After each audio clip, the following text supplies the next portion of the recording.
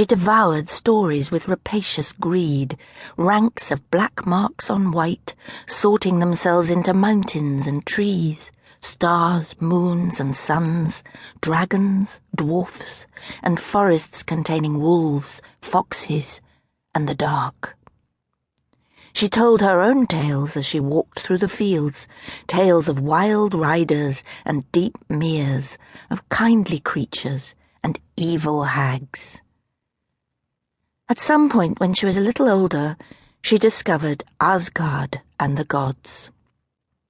This was a solid volume, bound in green, with an intriguing, rushing image on the cover of Odin's wild hunt on horseback, tearing through a clouded sky amid jagged bolts of lightning, watched from the entrance to a dark underground cavern by a dwarf in a cap, looking alarmed.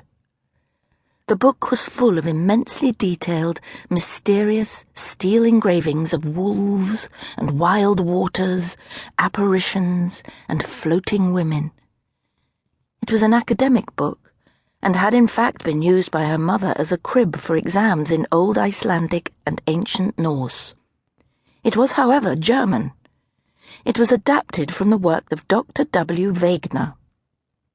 The thin child was given to reading books from cover to cover. She read the introduction, about the retrieval of the old Germanic world with its secrets and wonders. She was puzzled by the idea of the Germans. She had dreams that there were Germans under her bed, who, having cast her parents into a green pit in a dark wood, were sawing down the legs of her bed to reach her and destroy her. Who were these old Germans, as opposed to the ones overhead, now dealing death out of the night sky? The book also said that these stories belonged to Nordic peoples, Norwegians, Danes, and Icelanders. The thin child was, in England, a northerner. The family came from land invaded and settled by Vikings. These were her stories. The book became a passion. Much of her reading was done late at night, with a concealed torch under the bedclothes, or with the volume pushed past a slit opening of the bedroom door into a pool of bleak light on the blacked-out landing. The other book she read and reread repeatedly was John Bunyan's Pilgrim's Progress. She felt in her bones the crippling burden borne by the man mired in the slough of despond. She followed his travels through wilderness and the valley of the shadow, his encounters with giant despair and the fiend Apollyon. Bunyan's tale had a clear message and meaning. Not so Asgard and the Gods. That book was an account of a mystery, of how a world came together, was filled with magical and powerful beings, and then came to an end. A real end. The end. One of the illustrations showed rocks in the Riesengebirge.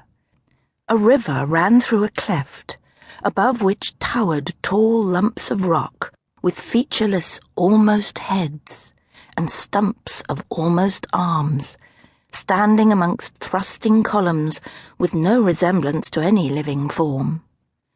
Grey spiked forest tips clothed one slope. Tiny, ant-like, almost invisible humans stared upwards from the near shore.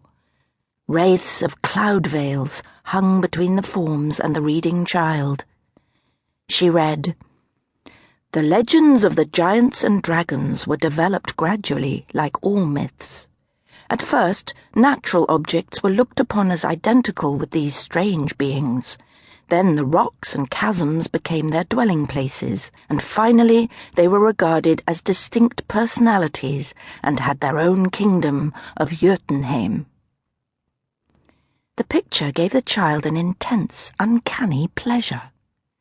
She knew, but could not have said, that it was the precise degree of formlessness in the nevertheless scrupulously depicted rocks that was so satisfactory.